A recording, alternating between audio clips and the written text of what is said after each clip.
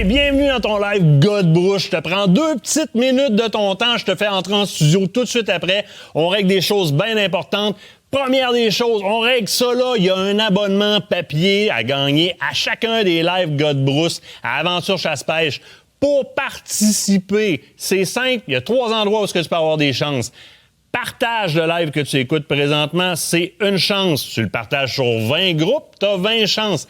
Tag dans les commentaires, dépendamment sur quelle plateforme tu es, les noms de tes amis. Donc, en commercial avec le nom de ton ami, c'est une chance par tag. Va aimer la page actuelle sur laquelle tu écoutes le live et les pages des partenaires qui sont dans le live. C'est 5 chances supplémentaires quand tu aimes la page. Fait que si tu calcules, tu peux avoir pas mal de chances de gagner ton abonnement. Ça, c'est réglé. Ça se passe à tous les lives Godbrousse. Maintenant, sur les différentes plateformes, YouTube, 2 étapes super simples. Dans le bas de ton écran YouTube, juste en dessous de la vidéo, il y a un bouton qui est écrit Subscribe ou S'inscrire. Tu cliques dessus, tu viens de t'inscrire à notre chaîne YouTube.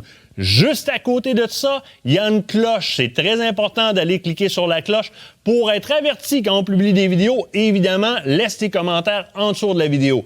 Dans le cas de Facebook maintenant, tu écoutes probablement présentement le live sur Facebook. Première étape est de partager le live. Tu vas pouvoir, sur la page, aller cliquer sur « J'aime » évidemment. Et tu vas avoir une icône qui apparaît dans le bas pendant le live sur lequel tu peux cliquer pour être averti lorsque je tombe en live sur Instagram et les autres médias sociaux. Eh bien, c'est s'abonner ou s'inscrire. Aussi simple que ça. Comme ça, tu manqueras pas de contenu. Je te lâche, je te laisse aller dans ton live Godbrousse.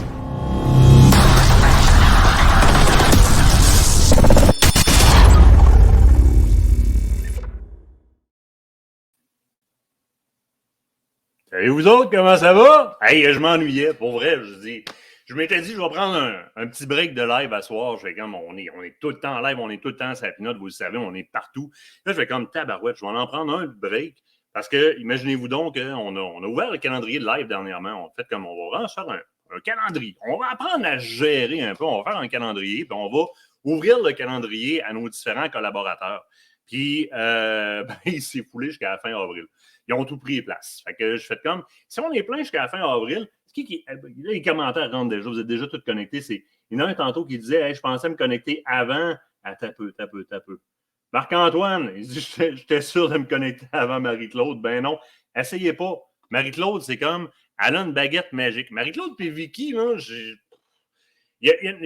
c'est pathétique. Là. Il y a quelque chose qui passe entre nos deux cerveaux en quelque part par les ondes. Fait comme, ils payent sur le piton avant tout le monde. Ils sont là. Allô? C'est les deux commanditaires de P.A. Morin Impression, celui qui fait notre stock, c'est les deux plus gros clients. Marie-Claude, c'est épouvantable à la collection au complet, c'est hallucinant. Et je me disais, je vais prendre un break de live. On va prendre un break de live à un moment donné. On va prendre mon petit café tranquille à soir. Les filles vont faire leur live. Je dis, non, je m'ennuie trop. Puis là, je l'ai vu commencer à faire la lessive de l'autre bord, puis à plier du stock. Je fais comme, écoute, j'ai un live. Tu peux dire n'importe quoi, ça passe pas. Mais j'ai un live, il n'y a pas de trouble, mon amour, va faire ton live. Fait qu'à plier le linge, puis je fais le live. À ça, de quoi qu'on parle? Première des choses, tu l'as vu, le concours comme à toutes les semaines pour gagner ton abonnement de 2 ans au magazine papier, pas électronique, papier, d'Aventure Chasse-Pêche, incluant les primes qui vont avec un abonnement de 2 ans standard. Eh bien, tu as vu les étapes, là. Tag tes amis, là, un tag par ligne, là, commercial, le nom de tes amis dans les commentaires tout de suite. Go, go, go, go. Partage le live que tu écoutes présentement partout. Puis il y a une page, évidemment, vedette à tous les soirs à aller aimer pour avoir 5 chances supplémentaires. Hein, c'est une chance par tag, une chance par partage, et il y a 5 chances supplémentaires lorsque tu vas liker. Ce soir, c'est la page de Browning Canada. Je ne me trompe pas dans la région quelque part. Là, on va l'afficher à l'écran, on va le mettre dans les commentaires. Là. Browning Canada, la page Facebook. Ça fait longtemps qu'on attend une page Facebook de Browning Canada pour voir ce qui se passe un petit peu ici, parce qu'on avait toujours les nouvelles de la Belgique, puis d'ailleurs, puis USA, puis tout ça. La gang de Browning Canada ont décidé de nous pondre une page Facebook dans laquelle on a vraiment ce qui se passe avec les personnalités d'ici aussi. Merci la régie Lemie, un gros merci. Avec les personnalités d'ici aussi, vous le savez, on est quelques-uns à endosser Browning, dont Michel Terrien, la gang de Born to Hunt, nous autres. Donc, vous allez voir du contenu là-dessus qui provient de nous autres, qui provient d'ici, des consommateurs Browning de longue date. Browning est présent dans la famille, dans les histoires de famille au Québec depuis excessivement longtemps. Qu'est-ce qu'on fait à soir? À soir, Martin vide son sac. Vous avez compris qu'on reste avec un visa général ici à soir. Il n'y a rien de bien spécial qui va se passer, à l'exception qu'on va vider notre sac. C'est ce soir qu'on parle, on fait notre liste d'épicerie ensemble. J'espère que vous avez pris un bout de papier et un crayon, parce qu'il y a plusieurs choses à laquelle on ne pense pas. Avant notre saison de chasse, avant notre saison de pêche. Là, on a parlé avec les marchands cette semaine, beaucoup. On parle avec les marchands toutes les semaines. Il y a plusieurs éléments auxquels on ne pense pas et qui sont déjà en rupture de stock présentement. L'année passée, vous l'avez tous vécu, des armes à feu, des commandes aller jusqu'à 3 ans d'attente après les armes à feu, une affaire incroyable. Mais cette année aussi, c'est quand même assez live au niveau approvisionnement. Vous savez ce qui s'est passé à Vancouver, c'est à la fin de l'année passée, ça a comme très mal terminé avec l'approvisionnement. Puis là, tout le monde essaye de reprendre de devant. Donc, on va passer au travers un peu la révision de notre stock. C'est quoi les bons outils pour nettoyer? Comment je vérifie mon gun? Comment je démonte ça? Comment je ça? Qu'est-ce que je fais? Puis, les items qu'il faut vraiment aller chercher rapidement. Première des choses, on va commencer à vider le sac tranquillement, pas vite. En même temps, bien fier de vous présenter. Tu sais, Tractic, vous le voyez, si je descends dans le bas de l'écran, dans ce coin-ci, hey, ça ressemble à ça. C'est un des commanditaires de notre live, évidemment. Ben oui, il plug des produits. Il plug des produits. Alors, pour faire des salaires, pour remplir des frigidaires de famille qui travaillent pour une entreprise, il faut avoir des commanditaires. Ça donne qu'on présente des produits parce qu'autrement, on ne vivrait pas et on ne remplirait pas les frigidaires des employés. That's it, that's all. En même temps, ça vous présente qu'est-ce qu'il y a dans le marché, qu'est-ce qu'il y a de bon à acheter et pas. Dans les sacs à dos, première chose qui est géniale avec celui-là, on est toujours pris, nous autres, on le fait, en tout cas, vous savez qu'il y a une réglementation au niveau du dossard qui oblige un minimum en termes de pourcentage de couverture, en termes de pouces ou de centimètres de couverture, poitrail, dos et épaules. Ce qui veut dire qu'en temps normal, sur votre sac à dos, vous devriez rajouter un dossard. Mais c'est pas tout le temps le fun d'avoir un dossard. Déjà que le sac à dos, la sling pour le porte-jumelle, la sling pour la carabine, ça, c'est si on n'a pas d'autre chose. Le cornet, là, en plus, tu veux quoi dans le sac? T'es pogné tu finis comme un nœud prussique dans le fond du clos. T'es pas capable de te déprendre. Tractic, première des choses, ont pensé à faire leur sac à dos orange. Le seul que j'avais connu comme ça, c'est les sacs qui ont décroché les armes automatiquement. Le Lynx, c'était comme ça. Ça a été ici pendant un certain temps. Depuis, on n'a pas eu. Puis ceux qu'on a eu, c'est avec du tissu style toile. Là, Tractic nous propose un sac qui est comme en petite feutrine à grandeur. Vous savez, les dossards en espèce de petits polards fin, non? C'est exactement ça. Fait que c'est pas bruyant dans les déplacements. Première des choses. Deuxième des choses, il y a de la place là-dedans. Vous allez voir quand c'est le stock que je vais sortir de là à soir. C'est sûr et certain. On va aller voir un petit peu rapidement qu'est-ce qu'on a là-dedans. Sac. On commence par vider nos sacs, gang. Un couteau. Bon, c'est un couteau, vous avez tout ça. Vous allez aussi tout sortir les vieilles bâtons de l'année passée, dans le fond de ça, les vieux papiers de thermacelle que vous allez laisser traîner. Vous allez retrouver votre thermacelle, vous rendre compte qu'il n'y a plus de bonbonnes dedans. Des kits de nettoyage, mon Dieu, OK, on va passer au travers des bas, là. Ça, là, attendez pas d'être rendu dans la saison. Les bas, là, vous les scrapez toutes à tous les saisons, vous ramassez quelques gros orteils à l'air avant d'aller à la chasse, puis il vous reste plus de bas. C'est le temps présentement, là. Les bas qui sont en laine de mérino ou encore en mouton, là, ou je ne sais pas trop quoi, là, plein de matériaux. Je vous dis, il y a un mouton dessus ou une chèvre dessus. C'est rendu très abordable. On a quelque chose qui est excessivement chaud en n'étant pas trop épais. Fait que je ne suis pas obligé de prendre des 12 si je porte des 10 pour être à l'aise et avoir de quoi de très bien. Allez tout de suite dans les magasins pendant qu'on n'est pas dans le temps de l'année où est-ce qu'ils sont chers, les bas. Là. Allez, bon, ça c'est réglé. On va acheter les bas. Bon, parfait.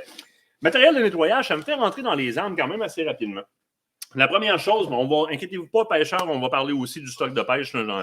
J'ai déjà commencé à vider mon sac en avant de moi. Il y a du stock, ça n'a pas de bon sens. La première chose à laquelle vous devriez vous intéresser présentement, avant même de vérifier votre arme, avant même de penser à où vous allez aller à la chasse, c'est vos munitions. C'est ce qui est le plus rare présentement sur le marché. Il y a la première chasse qui va ouvrir, dindon sauvage et ours. Déjà, quand on regarde dans la munition, dans le calibre 12, dans le calibre 20, au niveau de la munition Longbeard ou encore Extra Heavy ou appelez ça comme vous le voulez, Extra Load, c'est qu'il n'y en a presque pas sur les tablettes. Fait évidemment, je vais vous demander de commencer à faire le tour de vos marchands Pro Nature et Coton, etc. Vous savez, on est affilié avec les gens chez Coton. Je pense que j'ai le lien justement pour le regroupement et Coton. Ça nous permet d'aller voir un petit peu qu'est-ce qu'ils ont. Puis en même temps, quand vous allez sur la page du regroupement et Coton, si je ne me trompe pas, vous pouvez directement vous inscrire à l'infolette pour recevoir les circulaires. Ça me donne une bonne idée. Parce que généralement, quand ils mettent de quoi dans le circulaire, c'est parce que ça, ils en ont en stock. Ça va vous faire allumer sur des choses. Il va apparaître bientôt les... Mon Dieu, je monte un diaphragme, mon diaphragme est vert, j'ai un green screen. Check le cocombe. J'ai été pogné un diaphragme. C'est un diaphragme pour coller le dindon. Mais là, il est vert. On nous a envoyé à la forme un petit peu, là. Bon, attends, une petite gorgée de café. Ça va être nécessaire à soir. Donc, allez sur la page Écoton, vous inscrire à l'infolette. Ça vous donne une bonne idée de ce qu'il y a de disponible. Mais là, commencez par faire le tour de vos Pro Nature, Écoton, La Tulipe, Cell, etc. à la recherche de votre calibre. C'est dans des calibres plus génériques, comme la 308, la 3006. Déjà, ouais, c'est ça, on dit Indeed, rare comme de les 400, le 410. C'est fou, raide. Hein? Si vous avez des spots, là, où est-ce que vous avez, je vous le dis, là, on est là toute la gang ensemble, là, on est rien qu'en famille. Là. Si vous avez des spots que vous avez trouvé des munitions, s'il vous plaît, mettez-les dans les commentaires. Je sais que Dan Chasse, entre autres, est généralement pas mal loadé en munitions. Bon, les écotones de ce monde, il y a quelques écotones là, qui se sont fait des provisions incroyables. S'il y a des places en particulier, là, vous avez acheté ce que vous avez besoin, là, ça ne vous nuira pas. Là. Ouais, écrivez-les dans les commentaires. Commencez par faire le tour de ces marchands-là au Québec. Les écotones Pro Nature, la Tulipe, Cell. Dan Chasse, c'est une très bonne idée d'aller voir. Si vous ne trouvez pas, commencez à sortir de la province un peu. Allez voir dans les Cabela. Allez voir, comment ça s'appelle donc? Wolverine Supply. Wolverine, là, c'est W-O-O, là, Wolverine, non, W-O.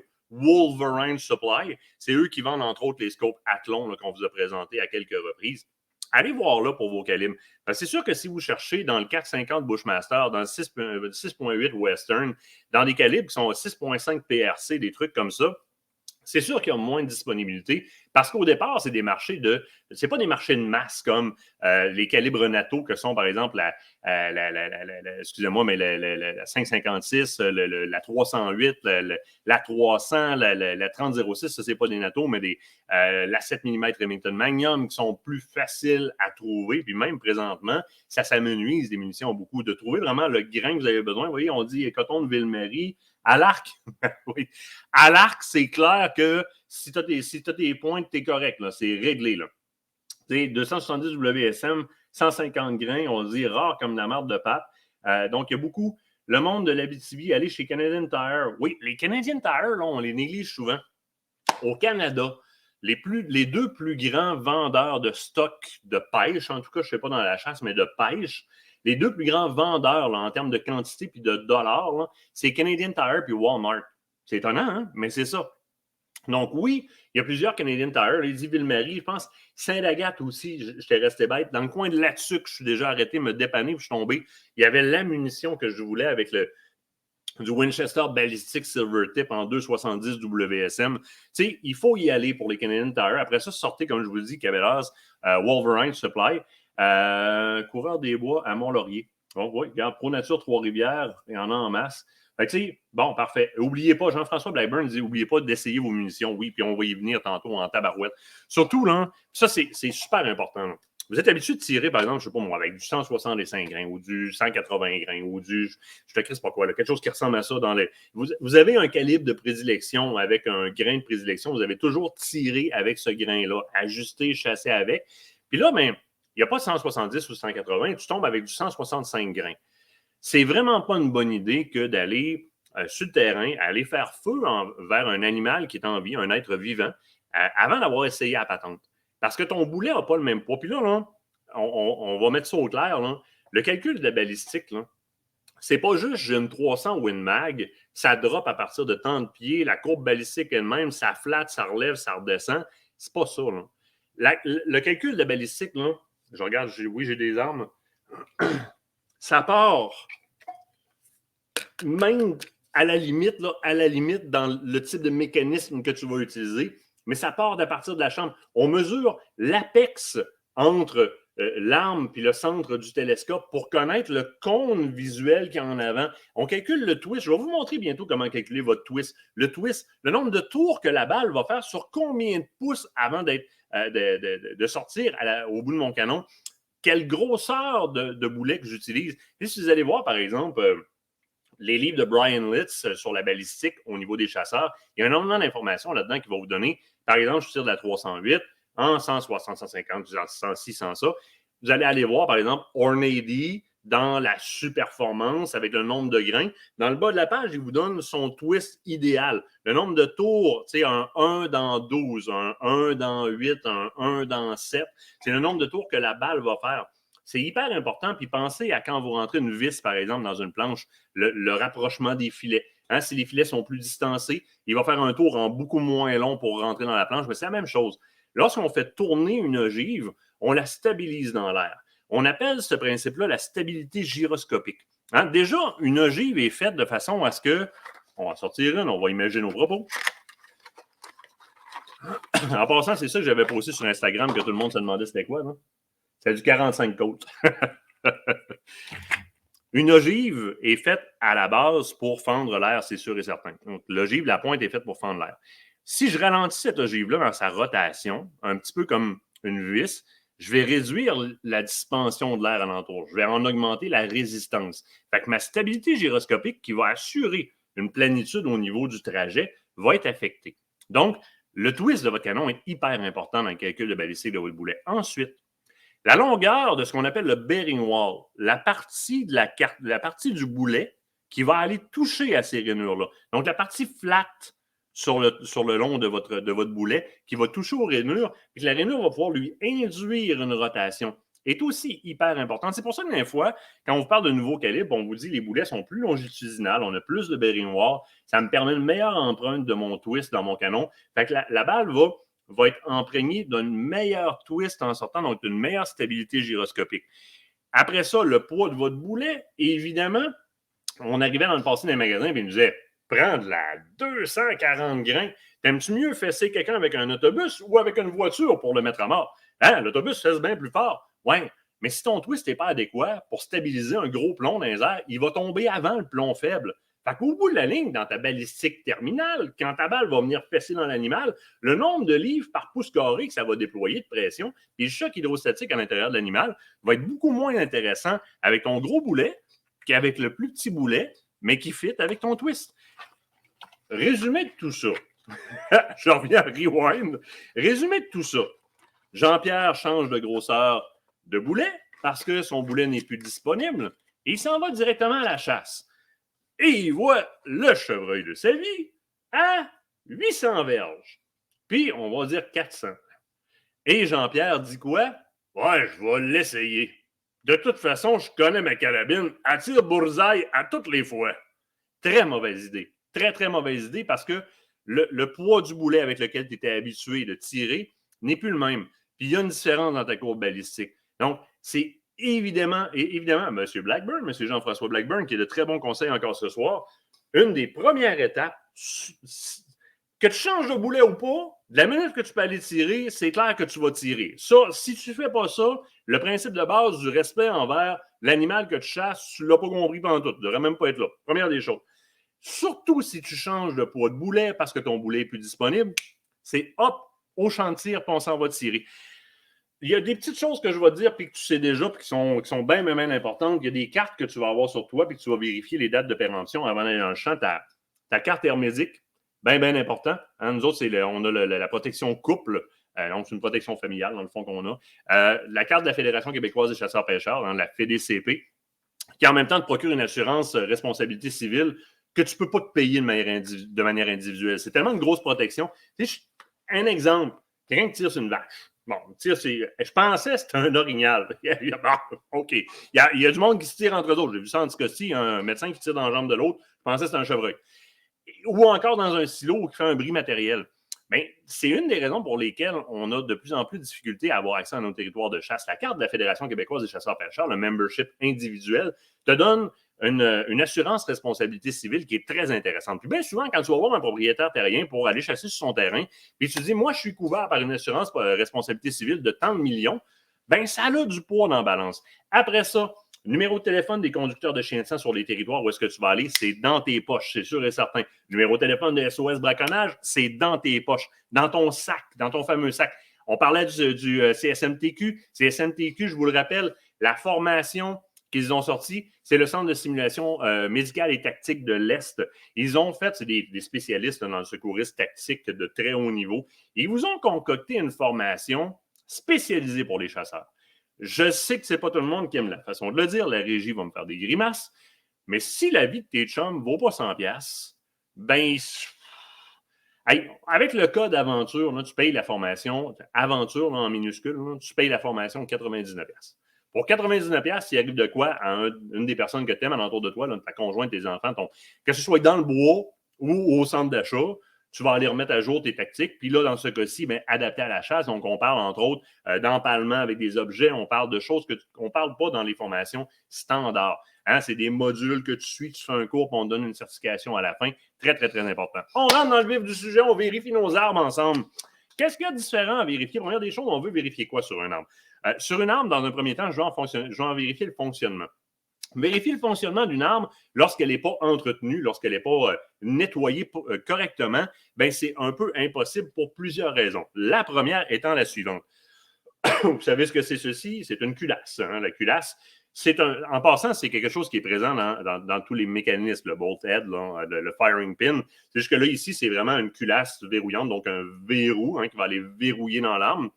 Mais ça, là, si on la démonte, là, je ne la démontrerai pas ici ce soir, là, je vais vous faire des vidéos bientôt. Je vais vous en démonter. Je vais vous montrer aussi quand vous la barrez accidentellement, comment la redébarrer pour qu'elle rentre dans l'arme. On va tout faire ça bientôt, inquiétez-vous pas. Là-dessus, là, sur le bout, là, il y a la petite pin, le percuteur, hein, le firing pin, qui vient percuter derrière la balle. Alors ça, là, c'est aussi important que ton pick-up pour te rendre à la chasse. Parce que si ça, c'est jammé dans le coude, parce que tu as mal entretenu ton arme, la rétroaction des gaz a amené de la poudre vers l'arrière. Ça l'a colmaté dans ton firing pin. Puis qu'au moment de faire paf, ça fait clic. Puis ça ne punche pas assez fort pour faire partir ta balle. Il y a deux problèmes. Le premier, ton gibier vient de partir parce que tu viens de lâcher un mot que je ne dirai pas ici.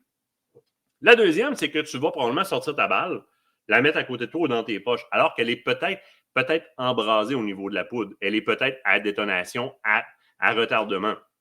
On dit d'attendre un certain temps avant de lui retoucher. Moi, en Anticosti, j'étais à côté à l'auberge à Port-Meunier avec quelqu'un qui disait hey, là, je faisais clic, je la mettais dans mes poches, clic, je la mettais dans mes poches. Il mettait ses balles dans ses poches quand il n'était pas détonné. J'étais comme, t'es chanceux d'avoir encore une hanche.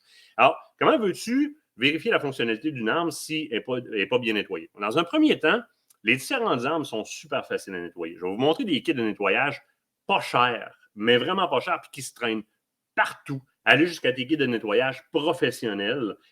Il y a des bains de trempage ionique. J'ai ça ici là, dans Or Navy, là, qui est très efficace. Tu mets n'importe quoi là-dedans, ça revient comme neuf. Belle maman ne rentre pas là-dedans, je vous le dis tout de suite. Là. Mais on peut tremper des culasses, des mécanismes, ça revient parfaitement neuf. Le mécanisme à culasse, c'est le plus facile à nettoyer parce qu'on peut retirer facilement la culasse de là. Puis, on va faire la même gaffe que tout le monde fait. On va mettre la culasse là, on va nettoyer l'intérieur du canon. L'intérieur du canon est super accessible une fois que la culasse est enlevée parce que la culasse n'étant plus là, j'ai directement l'intérieur du canon. Alors, je peux vraiment y aller avec une rod de nettoyage. Je vais vous présenter mon option de rod de nettoyage. Puis là, on remet la culasse dedans. Grave erreur au départ. Ta culasse demande d'être nettoyée autant que ton muzzle brake demande d'être nettoyé parce que si tu quelque chose qui obstrue, tu peux avoir une problématique. Donc oui, on va nettoyer le canon. Je vous ferai des vidéos bientôt sur les nettoyages, vraiment quels produits utiliser, de quelle façon le faire, combien de temps les laisser réagir. On nettoie l'intérieur du canon, assurément, mais une fois que l'intérieur du canon est bien nettoyé et bien asséché, moi, un petit truc. Après le premier nettoyage, généralement, je mets une coupe. Combien de temps faut-il attendre pour la balle, tu parles, Jean-François? Tu sais, ça diffère. On dit 1 minute, 5 minutes. Les poudres ont changé énormément. Moi, c'est sûr que je la laisse planter un bon 5 minutes dans le sol. C'est aussi simple que ça. On dit 1 minute, moi, c'est 5 minutes plantées dans le sol. Tu vois, regarde, les fêtes la semaine passée, son nettoyage. OK, parfait. T'es hot, mon Martin. Merci, Stéphane. Beaucoup de mots à minute. On a calculé, moi, puis la gang en régie, là, on a commencé à regarder nos. Parce que là, je mets en il y a du monde qui écrit ça, là, ça défile dans le bas de l'écran. Là. 8000 mots en reportage. Snack! Quand tu as fini de nettoyer l'intérieur de ton canon, une petite couche d'huile à l'intérieur, pas pour le serrer, une petite couche d'huile à l'intérieur, le temps que je nettoie le reste de mon stock. Puis quand j'ai fini, j'y redonne un petit coup de nettoyage. Souvent, l'huile vient faire lever des petites particules que les autres seulement n'ont pas fait lever. Puis ça, à court, moyen, long terme, on n'a pas tous les mêmes moyens financiers. Il y en a qui s'achètent des armes qui peuvent acheter, donc 499$ avec un télescope sur la tête. Il y en a d'autres que c'est 16 000$. Toutes ces armes-là méritent qu'on s'en occupe adéquatement pour la sécurité puis pour la longévité de ces armes-là. Qu'est-ce que ça fait quand tu laisses la rage dans ton canon? Un petit peu comme dans un moteur, si tu ne changes pas ton huile, ou du moins les moteurs d'aujourd'hui, on va se le dire, hein, la rage, elle se promène. Puis ton boulet, quand il ramasse la rage, il s'en va affecter directement ce qu'on parlait tantôt, ton twist, le rifling dans le canon, hein, la rainure. Donc, ça va diminuer grandement de petit à très grandement l'efficacité de ton twist sur le boulet quand il sort dedans. Bref, plus que tu avances, plus que tu perds de précision sur ton arme, d'un. De deux, tu risques de brûler ton canon beaucoup plus rapidement. Parce que oui, un canon, ça a une durée de vie. Un canon, ça a une durée de vie qui est excessivement longue dans les armes qui ont des expulsions pas trop rapides. Mais quand on commence à tomber dans 2800 pieds secondes à la sortie de la bouche du canon, 3200 pieds secondes, dans les calibres Winchester Short Magnum, par exemple, ça ne prend pas énormément de caisses de balles pour brûler un canon, surtout si on tire beaucoup et à répétition. Le nettoyage prévient beaucoup ça. Qu'est-ce que je fais pendant que ma couche d'huile réagit dans le canon pour retourner nettoyer une dernière fois? Je vais adresser certaines parties de ma carabine. La première partie de la carabine que je vais adresser, généralement, je lui ai mis un petit peu de nettoyeur dessus pour que ça réagisse avant de nettoyer l'intérieur de mon canon, et c'est ma culasse. La culasse, c'est la partie qui est super importante, là, c'est le bolt head, donc la tête de culasse, ici. Il y a des petites parties mobiles là-dedans qui sont hyper importantes. C'est là aussi que sont les griffes d'extraction pour sortir la balle. Alors, je veux vraiment bien venir nettoyer ça en laissant un peu de nettoyant là. Je vais venir frotter avec une petite brosse à dents. Généralement, vous en avez dans les kits de nettoyage, puis oui, je vais vous en montrer. Il y a des petites brosses à dents qu'on va venir frotter. Allez pas frotter avec la brosse en métal ici, à moins vraiment il y ait de la rouille, puis on va y aller délicatement. Okay? Une fois que c'est fait, je vais vraiment assécher avec une microfibre avant de venir mettre du lubrifiant. Là, du lubrifiant, là, c'est super le fun dans bien des parties de ta vie, là, mais il y a des bouts comme dans un gun où est-ce qu'il faut t'en mettre moins. OK? Une arme n'a pas besoin de tant de lubrifiant que ça pour fonctionner. Puis la problématique, tu donnes de très bons conseils. Excusez-moi, j'essaie de suivre les commentaires en même temps. Hein? Moi, je l'avais laissé l'après-midi. Le nettoyant. L'huile, tu veux laisser ça 15 jours, laisse ça 15 jours, là, mettre l'autre. Il n'y a aucun problème. Là. Tu veux laisser ça un mois. Quand tu serres tes armes, serre-les dans l'huile un peu. Là. Quand tu vas nettoyer, tu vas juste avoir une meilleure protection. Tout ce qui se déposerait sur le métal en temps normal puis qui agglomérerait va se déposer sur l'huile, va rester flottant. Puis quand tu vas passer ton solvant, tu pars avec toute ta marde. Tu sais, je veux dire, il n'y a pas de problème. Moi, je dis au moins un petit bout. Pour les misfire, il vaut mieux attendre plus que pas assez. Bien, effectivement. Donc, ce que je dis, c'est que vaut mieux moins de lubrifiant que trop. Et la raison est très simple. Lorsque vous faites feu, c'est sûr que, surtout dans un mécanisme à verrou, on vient verrouiller la balle. Hein? Ça verrouille la balle en place, c'est moins lousse que les autres mécanismes. Mais quand on fait feu, il y a une rétroaction. Cette rétroaction-là va amener certains gaz à s'échapper au travers du mécanisme et va entraîner de la poudre dans le mécanisme, dans la culasse aussi un petit peu. Si vous avez un bon lubrifiant et en pas trop grande quantité, ça agglomérera pas. Si vous avez trop de lubrifiant, ça va agglomérer partout. Ça va faire comme de la poudre à ciment dans l'eau. Ça va jammer de partout. Là, on est à Sauvagine, puis là, tu as le gars avec son semi-automatique qui clique, qu'est-ce que ça ne marche plus? Pourtant, j'ai mis de l'huile. On ne met même pas de l'huile au fret. On nettoie à l'alcool pour être sûr qu'il n'y ait plus d'huile, tellement qu'au froid, ça jamme encore plus vite. Donc, mollo sur le lubrifiant. Puis quand on met du lubrifiant, bien, on applique le lubrifiant, puis moi, je vais aller enlever l'excès de lubrifiant avant d'utiliser mon arme. L'autre partie que je veux prendre la peine de nettoyer, si j'utilise cette partie mécanique-là, puis il y en a qui mettent carrément de l'anti-16 là-dessus là, pour pas que ça soit démontable. Là. Moi, là, toutes les parties de mon arme, je vais être capable de les démonter dans le champ s'il se passe de quoi. Fait que moi, c'est pas du Loctite que je mets. Je mets du nipple grease, qu'on appelle, du breech grease. Donc, de l'anti-16, carrément, là, pour pas que ça saisisse. Pour pouvoir démancher mon frein de bouche s'il se passe quelque chose, il y a une branche, quoi que ce soit. Un coup, le frein de bouche débarqué, là, inquiétez-vous pas de tirer avec ça, il n'y en a pas de problème. Là, okay? Si c'est une bonne job, évidemment, un job bien fait. Donc, je veux démancher mon frein de bouche pour vraiment venir le nettoyer. C'est la même chose, hein? L'ogive va avoir une course là-dedans, donc je ne veux pas qu'il y ait d'obstruction, juste que ça soit propre, juste que ça soit beau. Puis je veux aussi que tout soit propre alentour pour qu'il fasse sa job, sortir les gaz latéralement au lieu de manière frontale pour avoir la rétroaction vers l'arrière. C'est comme ça qu'on réduit le recul. L'autre bout qu'on oublie tout, ça tient-tu encore en place? Ça fait-tu Ketling d'un bord à l'autre? Puis là, si ça bouge, là, ayez donc pas peur. Allez vous chercher des petits tournevis style Torque Wrench, les Fix Sticks, par exemple. Allez sur le site du manufacturier, vous allez voir le nombre de livres de torque que vous devez appliquer à chacune des vis. Hein, il y a un niveau de stress maximum qu'une vis peut encaisser, puis il y a un minimum pour que ça tienne. Puis refixez-le. Puis réajustez tout simplement s'il y a un désajustement. Sinon, nous autres, pour ce genre d'entretien-là, quand on ne veut pas le faire soi-même, Mais on va faire avec un armurier. Les armuriers, écoute, les boutiques que vous avez alentour de chez vous peuvent toutes vous faire ça pour fixer un télescope, là, c'est sûr et certain. De notre côté, bon, le mieux armurier, c'est l'armurier qui est vraiment comme certifié Browning. J'aime bien envoyer mes Browning là dans un premier temps pour ça. Deuxième des choses, ça me donne l'occasion de voir Paul qui est là-bas, qui était celui qui gravait les baies chez Browning en Belgique. Il fait des œuvres d'art. C'est incroyable, incroyable ce gars-là.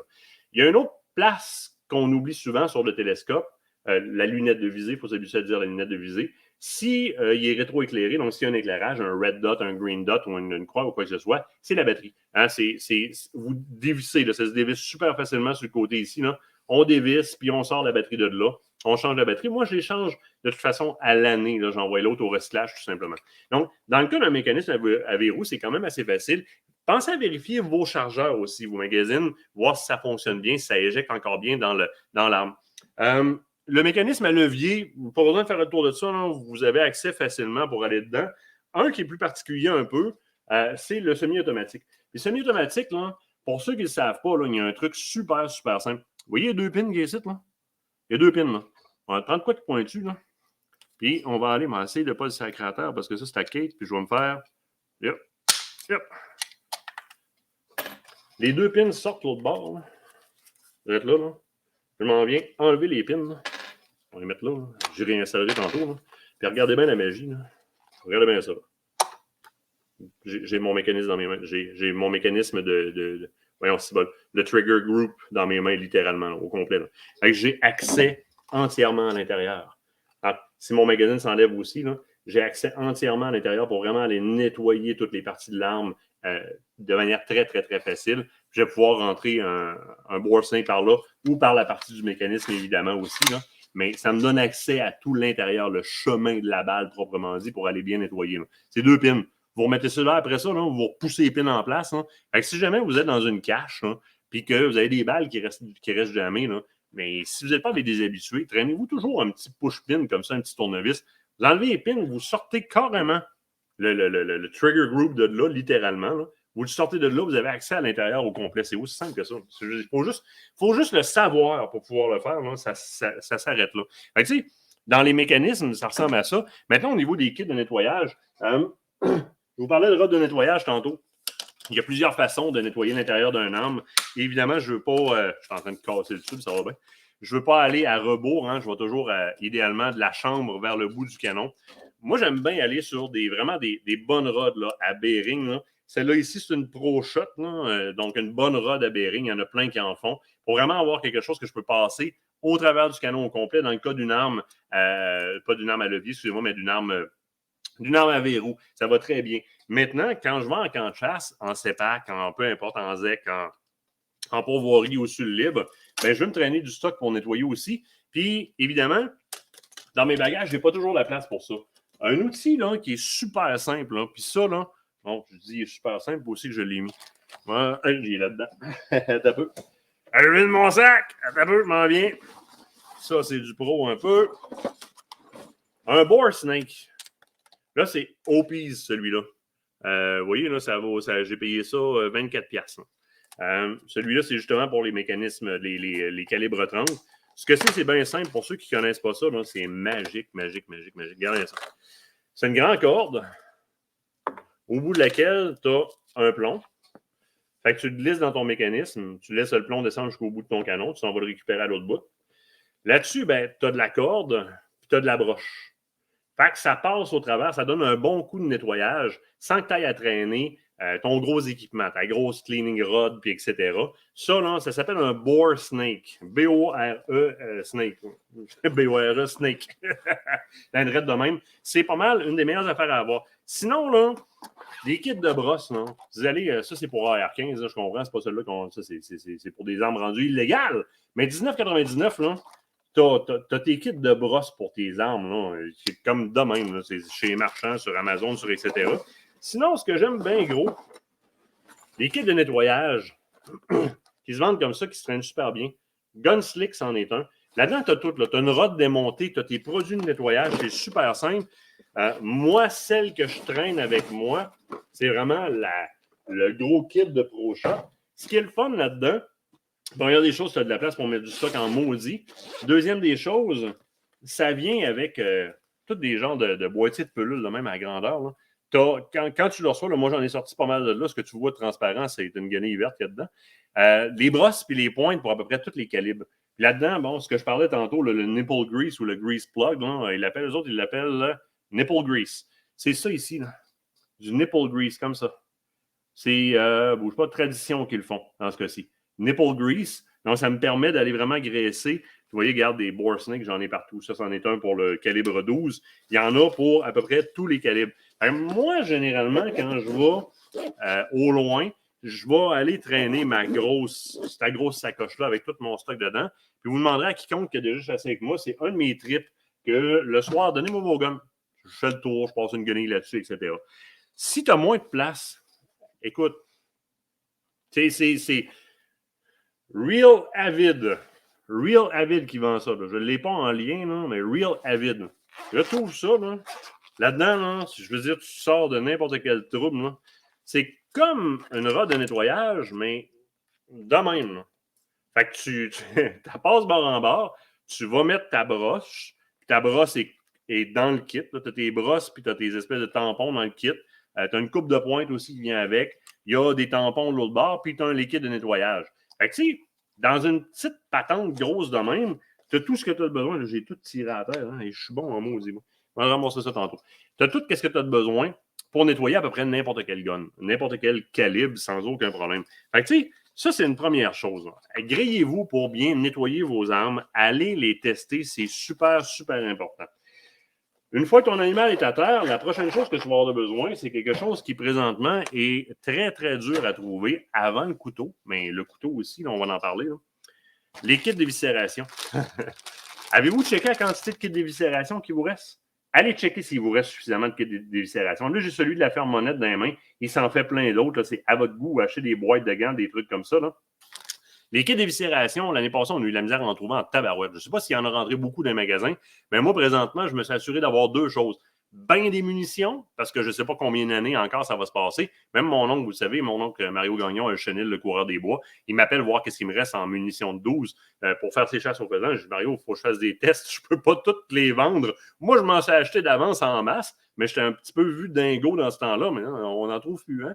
Ben, les kits d'éviscération, même affaire. Là. Présentement, vous achetez ça à la caisse. Là. De toute façon, vous allez en avoir besoin parce qu'on vous donne tellement des bons conseils de chasse et de pêche, d'aventure chasse-pêche, que vous allez avoir des belles saisons, vous allez avoir besoin de vos kits d'éviscération. Allez chercher vos kits d'éviscération.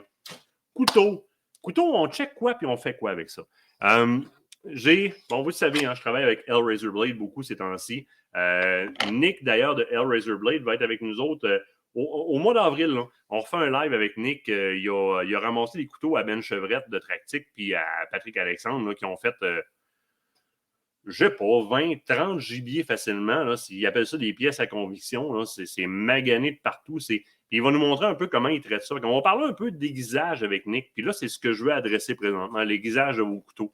Un couteau mal affûté est beaucoup plus dangereux que le plus tranchant des couteaux. Hein, si vous faites des manœuvres d'éviscération, puis là, vous allez avoir votre formation CSMTE avec votre rabais aventure de toute façon, ben, ça ne veut pas dire de vous piquer un couteau dans le ventre pour autant. Quand on a un couteau qui est peu coupant, on force plus, puis les gaffes sont beaucoup plus fréquentes. Je veux un couteau qui est parfaitement affûté. Quand vous allez vers un acier de type L-Max, comme celui que L Razor Blade utilise, ben c'est sûr que l'échelle de dureté, l'échelle Rockwell du métal qui est utilisé, de l'alliage qui est utilisé, est très élevée. Ce qui fait que la durabilité du tranchant est de loin supérieure à ce qu'on est habitué sur le marché à 99 et 99. Ça va durer beaucoup plus longtemps, mais ça a des fucking limites. OK? C'est aussi simple que ça.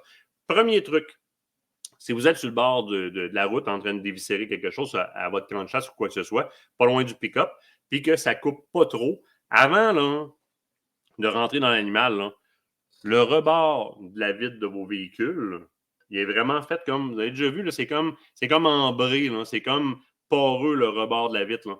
C'est comme une queue de rat. Allez rafraîchir le tranchant de votre couteau là-dessus. Vous allez gagner 2-3 éviscérations avec ça si vous n'avez pas le temps d'aller à l'affûtage. Vous allez sérieusement vous éviter bien des problèmes. Qu'est-ce qu'on fait avec des couteaux? Je vais en sortir un autre. Là. Je vais ranger celui-là à Nick. Là.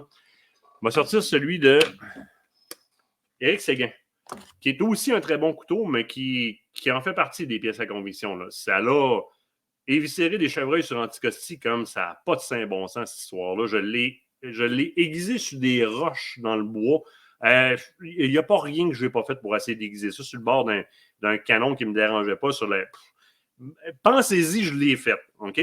Je ne sais pas combien. La pointe est même plus piquante. Là. Je me pique même pas là-dessus. Là. C'est fou raide. Là. Je veux renvoyer ça à l'aiguisage. Vous pouvez aiguiser vous-même. Vous allez voir, entre autres, allez voir les petites machines de Worksharp. Worksharp a des petites machines très efficaces pour aiguiser. Ça ne fait pas une super belle job. Ça laisse des traces sur le bord de la lame. Mais tant qu'à avoir des aiguisages de boîte, vous êtes mieux d'au moins être aiguisé puis ça tranche juste. Ça ne tranche plus pendant tout le temps. Je vais le renvoyer chez Eric parce que dans mon cas, ce que je fais, c'est ce que j'allais vous suggérer. Des couteliers comme Razor Blade, si vous avez un certain stock de couteaux à faire aiguiser, ben c'est des gars qui peuvent vous donner un Christy de coup de main parce que les autres, ils ont vraiment les straps puis les machines pour aiguiser, etc. Une fois par année, comme nous autres, on est habitués d'entretenir nous autres mêmes les armes. Bon, on dit qu'on entretient nous autres mêmes les armes, mais il y a 80% des chasseurs qui les entretiennent pas. Là.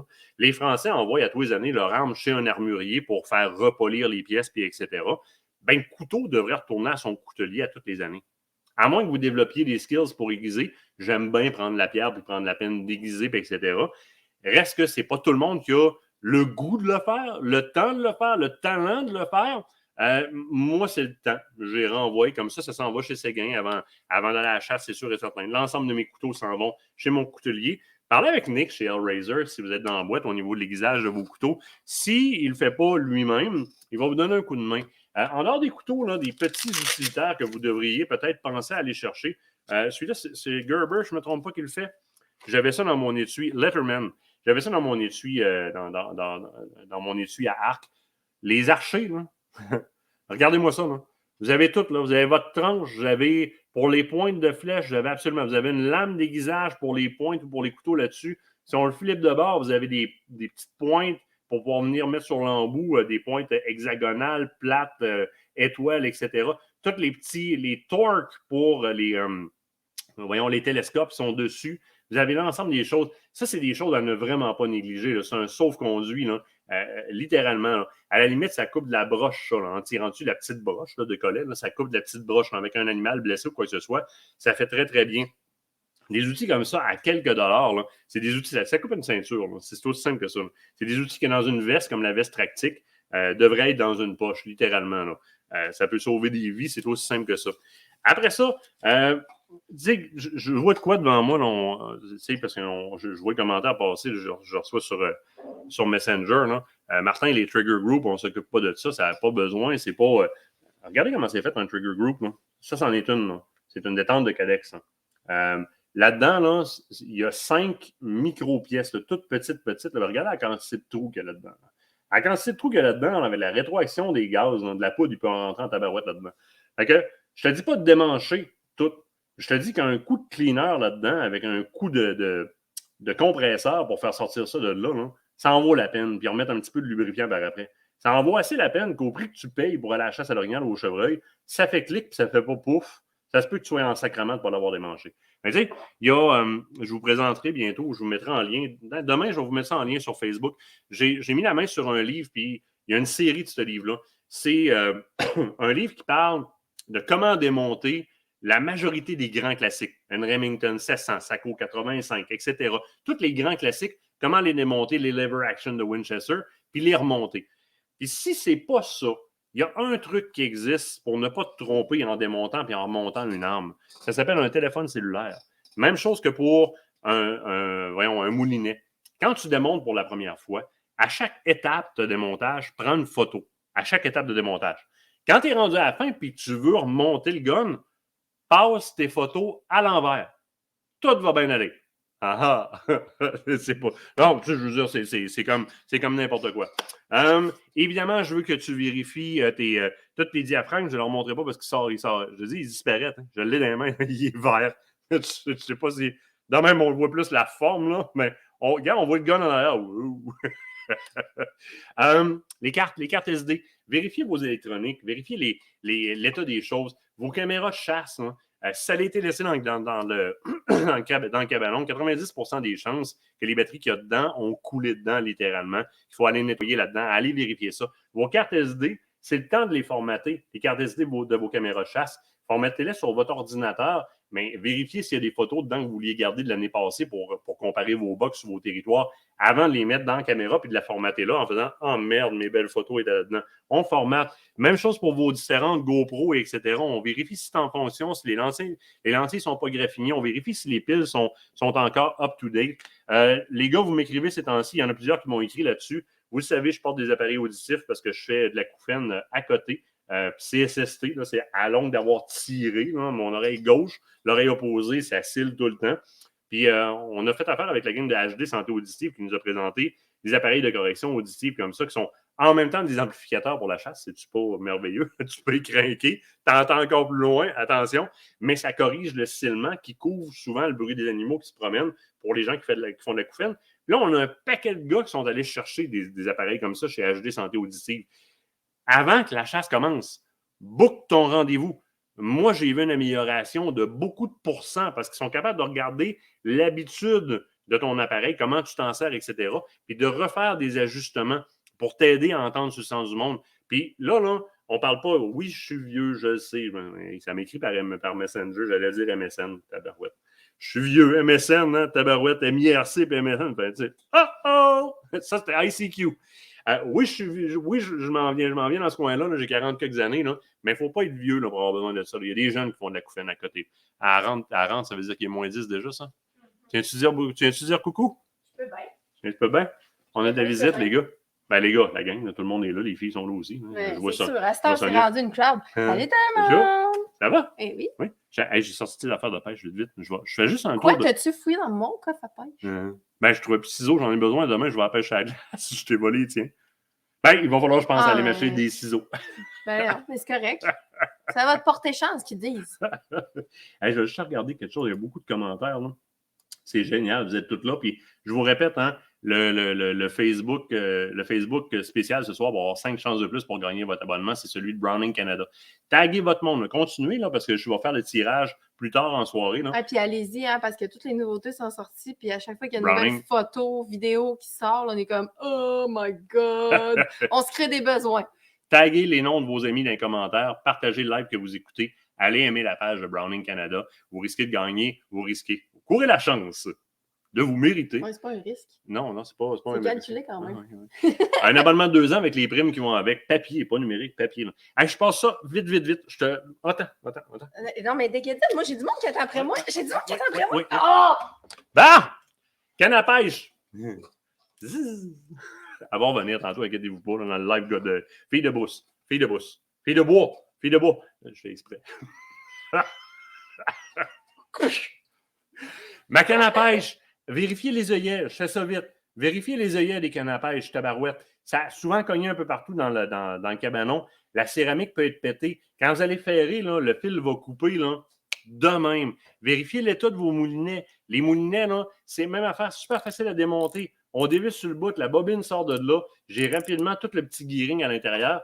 Il y a des endroits qui prennent de la graisse facilement, il y a des endroits qui prennent de l'eau. Par définition, les endroits qui ne sont pas supposés toucher à l'eau, je mets de la graisse. Les endroits extérieurs, je vais mettre de l'huile. En magasin, vous pouvez acheter carrément les huiles et les graisses à moulinet. Allez pas mettre la WD-40 là-dedans, ça va jammer de partout. Il y a des caoutchoucs, ça va gonfler. Ça va faire tous les temps. Je veux checker mon fil à pêche aussi. Là, j'ai une canne à pêche, je pêche à la glace, je comprends. Là. Je veux checker mon fil à pêche. Tirez dessus, regardez. Juste en tirant dessus, en touchant au fil, voir s'il y a des écorches. Puis changez vos habitudes. Là. Aujourd'hui, là, Berkeley, par exemple, là, offre des choses comme la Fireline. Je pourrais parler d'autres compagnies. Là. Moi, j'aime bien gros la Fireline. J'ai l'impression que déjà, j'ai la facilité à lancer loin. Mais la Fireline, c'est comme ça glisse comme de la soie dentaire. Ça part comme ça. Pas de bon sens. C'est génial. Puis c'est bien en masse. Vous voyez, c'est de la 8 livres. Là, puis j'utilise ça quasiment pour tout. Là. On va aller dans le 10 livres au maximum. Ça accepte tous les nœuds. Ça accepte. C'est plaisant à pêcher. C'est fluorocarbone. Dans le bas des lignes, c'est trippant, mais au niveau de la résistance à l'abrasion, des fois, on a un petit peu de misère. Qu'est-ce que je check aussi? Justement, moi, je viens de voler les ciseaux à Kate, je m'en vais à pêcher à la glace la semaine prochaine. Vos line cutters, on arrive dans le chaloupe, ça prend une première pêche pour sacrer avec le lighter puis tout pour essayer de couper des bouts de fil qui ne fonctionnent pas. Je me rends compte que je ne me suis pas traîné à un coupon ou un line cutter. Ça, c'est tabarouette, ça va bien, je viens d'oublier le nom complètement. C'est écrit dessus. CUDA. Bon. Pourtant, CUDA a un des avantages, puis vous recherchez des matériaux comme ça. C'est pas si cher que ça. Et ce sont des outils qui sont fabriqués pour travailler en eau salée. Ce qui veut dire qu'ils sont faits dans des alliages qui, au départ, sont faits pour résister à l'air salin, à la corrosion. Fait que pour vous autres, pêcheurs en eau douce, c'est comme le nec plus ultra en termes de durabilité. Je parle au niveau de l'alliage, puis au niveau des caoutchoucs aussi, parce que ça ne s'indure pas facilement. Puis ces petits ciseaux-là, là, ça coupe tout. Le fil de fer, les bas de ligne de fer pour le prédateur, le braid, les firelines, les lignes qui sont comme wax, voyons, qui sont comme cirées puis qui glissent entre à peu près toutes les line cutters. Là, ça grippe et ça coince facilement. Je vais juste voir un petit peu dans les. Qu'est-ce que j'oubliais là-dedans? On a parlé d'Hellraiser, CSMTE, on en a parlé. CSMTE, hein, je vous le dis, hein, cas d'aventure. Là, si vous allez sur csmte.com, là, votre formation, là, la formation premier secours qui a été faite pour chasse et plein air. Là, je vous répète, le code, c'est aventure. D'habitude, c'est 109 $. Là, c'est 99 que ça va vous coûter. Donc, ça vous sauve des coûts. Je fais un petit recap en fin de live parce qu'il faut que je me tasse. Je fais le tour de mes affaires pour être sûr que j'ai tout présenté. J'ai oublié de tout vous mettre les lower third. Vous allez me pardonner. À soir, c'était juste pour le fun. Anyway, c'était juste pour le fun. Fait que CSMTE, votre formation, vous allez la chercher. Tractic, on en a parlé. Browning, on en a parlé. Berkeley, on en a parlé. Je ne suis pas fin à soir, hein, je ne fais pas de publicité, je fais de la publicité pour Black Rifle Coffee Company. Allez voir, la gang sont en train de mettre les nouveautés de la saison sur la boutique ACP. Les vestes à carreaux, vous nous les demandez tous, sont là. On en a présentement. Ça, c'est de la collection automne, printemps, hiver. Fait que, ça va clairer à la place bientôt pour mettre d'autres choses à la place. Hein. Vous voulez de la chemise à carreaux, gars de brousse, filles de bois, c'est le temps d'aller sur la boutique et d'aller les commander. Plansler, parce que j'allais vous parler, entre autres, de vérifier l'état de vos cuillères, si vos œillets sont rouillés ou quoi que ce soit. Puis vous savez que Plansler a sorti, en collaboration spéciale, une série de cuillères Godbrousse, ACP et Filles de bois qui disparaît dans le verre, je m'en excuse. Et Filles de bois, c'est le temps d'aller acheter vos nouvelles cuillères. Vérifiez aussi l'état de vos poissons nageurs, les différents poissons nageurs, que ce soit des jigging wraps de même ou des poissons nageurs. Les trépieds sont-ils rouillés? Les trépieds, ça s'achète à part. Remplacez-moi ça. Passez ça de là. L'odeur de rouille dans l'eau, c'est l'odeur la plus répulsive pour les poissons. Par-dessus, même, on me dit souvent, vous savez, je suis fumeur, là. Je m'en cacherai pas. Là. Ouais, l'odeur de cigarette, Martin, à la chasse par la pêche. La rouille, là, dans l'eau, là, la rouille, là, je vous le dis, là. Faites le test, là. Donnez un poisson nageur avec les trépieds rouillés à un de vos chums, là. Vous prenez celui avec les trépieds bien nets, là. Vous allez voir qui va pogner des poissons. Vous m'en reparlerez par après. Cadex Defense, c'est beau, ça, on en parlait tantôt. Ça, c'est bon. Après ça, Éric Séguin, bon, on en a parlé aussi. Je voulais parler des couteaux. Je m'étais mis les notes, je m'en excuse. Puis les cuillères aujourd'hui, cassez-vous pas la tête. Hein. Regarde, Meps et Williams se fendent un stick. Attendez 2 secondes, on va enlever le. On va faire de quoi? On va faire de quoi, là? Arrière-plan, là, on va dire. On va enlever l'arrière-plan de là, là. Aucun. Tiens, je suis revenu. Ah! Ah oui, c'est vert. Ah ben, tabarouette, c'est vert. As-tu vu, Bourgette? C'est pas vrai, son backsplash? C'est vert. Ben oui, c'est un green screen. mais là, tu vois mes cuillères. Meps, la gang de Brex se fend en 4 pour vous faire des kits qui sont comme les meilleurs scoreurs d'un lac. Là.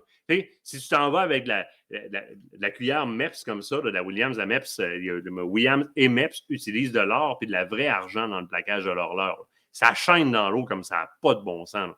Tu vas aller chercher quelque chose. Tu as la version Bully de ça aussi qui est un petit peu plus pesante. Puis ils te les mettent en kit que c'est vraiment comme les mieux cotés par les pros, les mieux cotés par les pêcheurs. Ça s'achète en kit comme ça. Là. Fait que prends la peine d'aller remplacer un peu les cuillères qui commencent à être défraîchies, à être rouillées, à quoi que ce soit. Je pense que ça en vaut vraiment la peine. Écoutez, gang, c'est simple. Hein? Là, on en a fait un petit bout. J'allais rentrer dans le coffre à pêche, puis dans les plasters, Band-Aid, vos... voyons, Cibol, Imodium, etc., vos Benadryl que vous mettez dans vos sacs en au cas où, vérifiez les dates de péremption, de coût de tout ça. Mais là, il était 55, fait que si je me tasse pas de là, je vais me faire tirer. Fait qu'on va donner la place à la gang de filles de bois.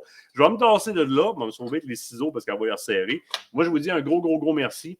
On se dit à la prochaine. Si vous avez des questions là-dessus, hein, vous gênez pas. Au travers de mon Facebook, écrivez-moi, vous le savez, je vous réponds tout le temps. Je suis un maniaque de tout ce stock-là. Ça va me faire plaisir. Martin, j'achète quoi comme fil? Tatata. Venez-vous-en, posez-les vos questions à moi ou à Kate ou un membre de l'équipe par commentaire à commercial.qacp.com. Ça va nous faire plaisir de vous répondre. Manquez pas ce soir à 21h, c'est la 3e et dernière partie de notre road trip en Abitibi à 21h sur les ondes de Télémag, en direct en même temps sur notre chaîne YouTube et sur notre Facebook.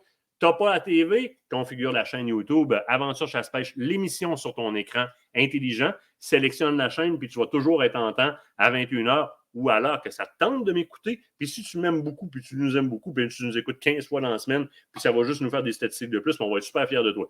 Là-dessus, une bonne fin de soirée tout le monde. Je vous remercie énormément. On se dit...